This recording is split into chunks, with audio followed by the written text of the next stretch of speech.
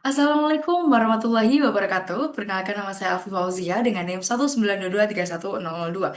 Di sini saya akan melaporkan hasil dari literatur review dengan topik Wake Food Record yang berjudul konsumsi makanan olahan tinggi dan hubungannya dengan kualitas diet secara keseluruhan pada sampel nasional 1.318 anak dan remaja di Jepang. Analisis lintas seksi berdasarkan catatan diet yang ditimbang selama 8 hari. Jurnal ini diterbitkan pada Journal of the Academy of Nutritional and Diabetes. Nah, selanjutnya, apa sebenarnya yang melatar belakangi dari adanya penelitian ini? Karena kita tahu bahwa konsumsi high processed food atau HPF meningkat secara global, terutama pada anak dan juga remaja, di mana HPF umumnya tinggi energi, lemak, gula tambahan, serta garam. Nah, serta rendah serat, protein, vitamin, dan juga mineral. Bukti ilmiah mayoritas dari negara barat, data Asia sangat terbatas. Selanjutnya, pola makan Jepang itu unik. Beras, lauk, terutama sayuran, natriumnya tinggi. Dampak HPF bisa berbeda. Selanjutnya, masalah selanjutnya adalah obesitas anak di Jepang sangat meningkat. Nah, sebenarnya apa tujuan dari penelitian kali ini? Yaitu menilai kontribusi energi dari HPF pada anak dan juga remaja di Jepang.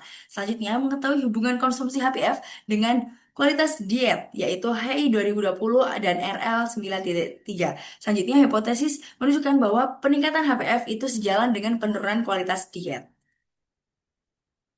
Selanjutnya kita akan melihat terkait metode yang digunakan pada penelitian kali ini yaitu cross-sectional yang dimana sumber datanya dari Minade Survey 2016 hingga 2020. Lalu pengumpulan datanya ini pada 8 hari di mana menggunakan Weight Dietary Record selama 4 musim 2 hari dalam session. Lalu untuk klasifikasinya ada beberapa. Yang pertama ada unprocessed, lalu ada basic process, moderate process, dan juga ada highly process.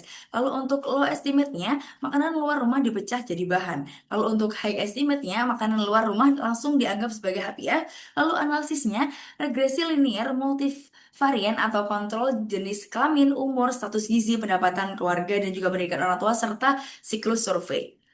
Nah, selanjutnya, di sini kita akan melihat terkait karakteristik sampel yang akan kita gunakan, di mana totalnya sebesar 1.318 partisipan umur 3 hingga 17 tahun. Untuk rata-rata usianya sekitar 8,8, kurang lebih sampai 4,5 tahun. Selanjutnya, 50% adalah laki-laki dan 49% adalah perempuan. Di mana untuk 4,1% status gizinya normal, 10,2% adalah overweight, dan juga 4% adalah obesitas.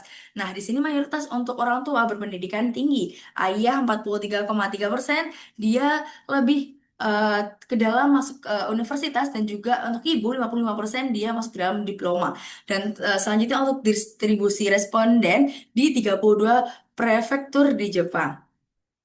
Nah, selanjutnya untuk hasil dari penelitian tersebut adalah untuk rata-rata distribusi HPF yaitu sebesar 27,3% energi atau dia menunjukkan low estimate. Lalu untuk 44,3% energi menunjukkan dia high estimate. Dan untuk kontribusi utama energi ini dari high process tadi yaitu yang pertama adalah low estimate-nya kue dan manisan itu sejumlah 28%, cerealian dan juga starch sebanyak 27%.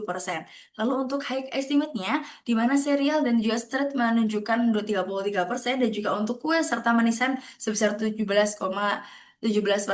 Hal ini menunjukkan keterbalikan antara keduanya. Dan apa sebenarnya hubungan dari adanya penelitian ini? Yang pertama yaitu HPF. Peningkatan HPF sejalan dengan penurunan konsumsi buah, sayur, kacang-kacangan, ikan, telur, dan juga susu. Selanjutnya ada dua lagi kesimpulan. Yang pertama, peningkatan HPF juga berhubungan dengan peningkatan konsumsi kue, manisan, hingga minuman bergula. Lalu untuk skor kualitas diet yang didapatkan yaitu untuk HEI pada tahun 2020 rata-rata sebesar 49,7.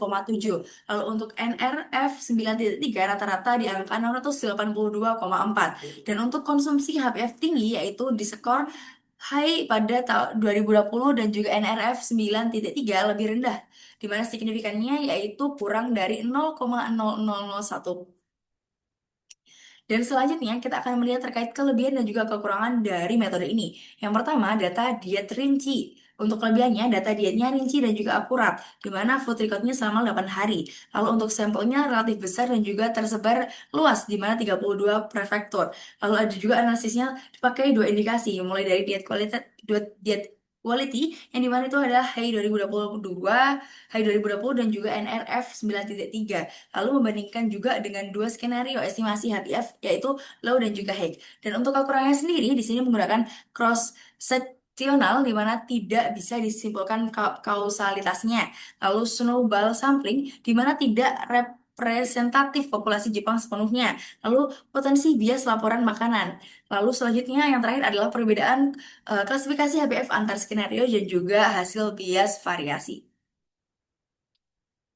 Nah, di sini kita akan membahas terkait validitas dan juga reliabilitas. Yang pertama untuk validitas internal cukup tinggi, di mana metode mencatat diet yang ditimbang atau gold standarnya. Lalu ada reliabilitas, di mana kategori baik, di mana data diambil selama 8 hari sepanjang 4 musim, variasinya musiman tertangkap semuanya. Lalu ada yang terakhir adalah ancaman validitas, di mana bias seleksi, sampel volunteer, bisa informasi error pencatatan, bias klasifikasi HPF itu sendiri. Nah, selanjutnya untuk cara mengatasi bias sendiri dapat dilakukan seperti ketika ada bias seperti selection bias atau sukarela, maka distribusi sampel itu bisa luas, yaitu kita menggunakan selama 32 prefaktor. Lalu ada juga biasnya seperti informasi yang bias, kita bisa menggunakan panduan yang detail dan juga verifikasi dietitian. Lalu juga ada lagi Misclassification bias. Nah, cara mengatasinya itu dengan dibandingkan skenario low dan juga high-nya.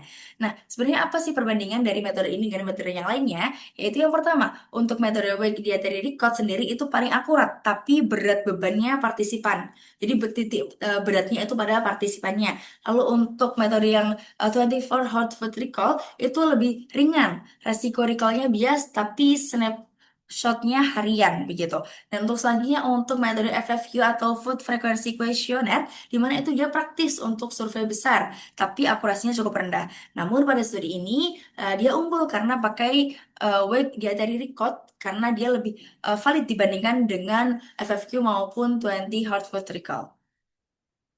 Nah, selanjutnya adalah kesimpulan di mana dapat disimpulkan bahwa HPF menyumbang lebih dari seperempat energi diet anak dan juga remaja Jepang, yaitu 27 hingga 44%. Lalu konsumsi HPF tinggi berhubungan dengan kualitas diet yang rendah. Lalu penggunaan HPF itu berpotensi meningkatkan kualitas diet dan juga kesehatan yang jangka panjang.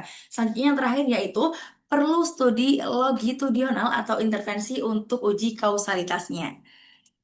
Demikian mungkin untuk hasil dari review jurnalnya pada kali ini. Apabila ada kurang lebihnya, mohon maaf. Wassalamualaikum warahmatullahi wabarakatuh.